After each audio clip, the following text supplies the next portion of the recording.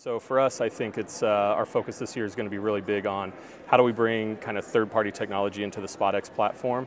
And when I say third parties, I think about what our publishers, our premium publishers need for targeting, and a lot of that is around audience. So we're looking at data companies, DMPs like Krux and Lotame, who we have partnerships with, some of the cross-device vendors that are out there like TapAd and VideoAmp, and how do we bring all those solutions in so that our premium publishers have a place where they can holistically manage all of their ad inventory cross-device. And that's kind of what we're seeing right now, which is really exciting.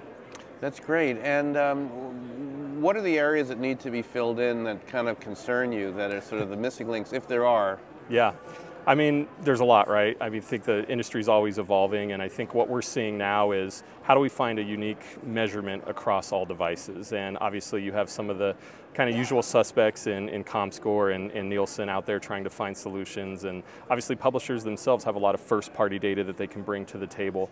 And I think what our challenge and what our goal is how do we work with all of those companies and those groups to bring together one platform where they can pick and choose, right? Because an advertiser may want one data set that they want to target against, and a publisher may not have that to offer them. So we want them to be able to say, hey, if you're using Nielsen for targeting, or if you're using ComScore, if you're using your own first-party data, we can target those audiences and do it cross-device, which brings kind of a huge challenge when you go from digital, the cookie environment, to tablets, mobile devices, and now this explosion of connected TV. So those are the things that we're working on, and I think we have some good partnerships in place that we'll be able to announce going into 2016 that'll help our publishers accomplish that. So Jeremy, we've been tossing around the word programmatic TV, and some people are tossing it out. Yeah. But what does that mean? Where does the industry stand in terms of what we call programmatic TV? Premium publishers, sort of, and broadcasters getting into this area. Are we there yet? Is it a lot of sort of expectation still, or? Yeah, I mean, my personal opinion, programmatic TV was just a placeholder for kind of the unknown, right? You have the traditional broadcasters that want to gain the efficiency that has been created in the digital environment. And yeah, I don't think we're there yet. Are we moving towards that? Absolutely. I think a lot of media owners and broadcasters are really figuring out ways where they can push their content across multiple devices. And when you start to think about the traditional kind of methods of selling that media, it doesn't work because there's no scale there. So when you start to think about programmatic TV, I think it's really just the automation. Now, will it work the same way it has in digital? Probably not, because everything's changing. So I think when we think about programmatic TV, that that term will probably be laid to rest sometime either this year or next. And I think what will kind of evolve is just programmatic in general, right? Because media owners and buyers are looking for audiences across devices. They don't care if it's on the big screen, on the mobile device, or on a connected device.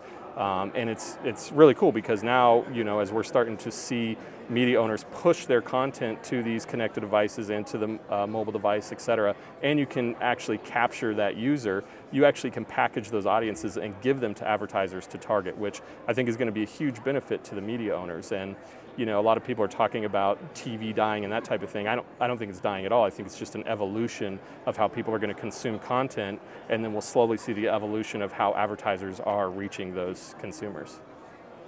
And finally, the sort of growth of these huge walled gardens, notably Google and Facebook and AOL and others that are emerging.